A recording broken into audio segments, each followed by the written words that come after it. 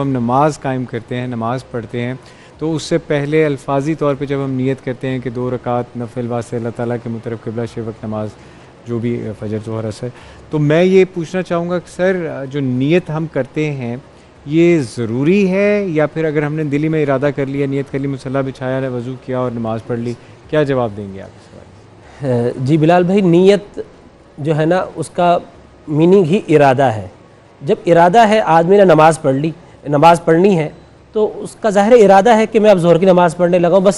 اتنا اس کو خیال ہے دل دماغ میں، وہ نماز پڑھ لے گا، نماز ہو جائے گی، اس کی نیت ہو جائے گی۔ یہ ضروری نہیں ہے جیسا کہ ہمیں بچپن میں سکھایا جاتا ہے،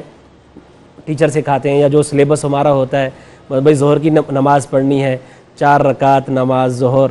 ہوں قبلے کی طرف، اگر ہم امام کے پیچھے تو پھر پیچھے اس امام کے، اللہ اکبر۔ یہ جو الفاظ ہیں یہ الفاظ ہے، نیت نہیں۔ اگر کوئی کہہ لے گا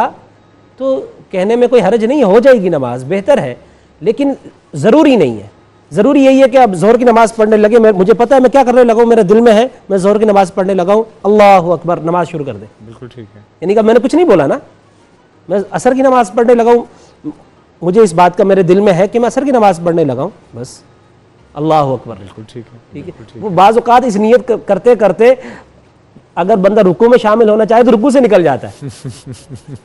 لیکن یہ ہمارے میں نے دیکھا ہے پاکستان میں بہت لوگوں نے تو بڑا بچپن میں اسٹرکٹلی بنایا ہوا کہ جی نیت لازمی کرنا ہے اور طریقے سے کرنا ہے، اور آپ بات صحیح کر رہے ہیں، کئی مرتبہ ایسا ہوتا ہے کہ اگر دیر سے جوائن کریں تو رکوع سے نکل جاتے ہیں۔ علامہ صاحب کیا فرمائیں گے آپ اس حوالے سے کہ یہ جو نماز کی نیت کا تعلق تو ارادے سے ہی ہے، ارادے کا تعلق نیت سے اور نیت کا تعلق ارادے سے۔ اصل میں بچپن میں ہمیں سکھایا جاتا ہے کہ آپ نے نیت اس طرح سے کرنی ہے، یعنی کہ نیت میں یہ چیز ہونی چاہیے، لیکن اس وقت چونکہ ہم اتنے وہ ہوتے ہیں پھر، لیکن وہ زبان پہ رٹی رٹائی چیزیں ہوتی ہیں۔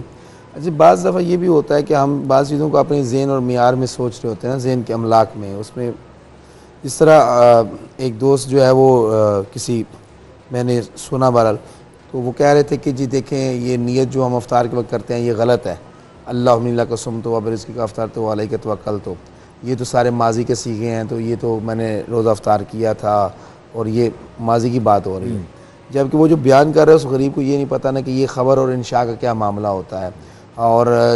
آیا یہ خبر ہے یا انشاء ہے۔ یہ ماضی کے صیغوں کو ہم نے حال میں جاری کرنا ہوتا ہے، یعنی خبر کو انشاء میں بدلنا ہوتا ہے، دعا جو ہے وہ اس کا تعلق انشاء سے ہوتا ہے۔ تو بہرحال یعنی کہ ہم کسی چیز کو خود اپنے سے مانا نہ دیں، اس سے بہتر ہے کہ وہ رجوع کر لیا جائے۔ ہر مسجد میں پیش نماز امام موجود ہے، ان کے پاس جائیں اور ان سے اپنے مسئلے کو حل کرنا چاہیے اور شرمانا نہیں چاہیے۔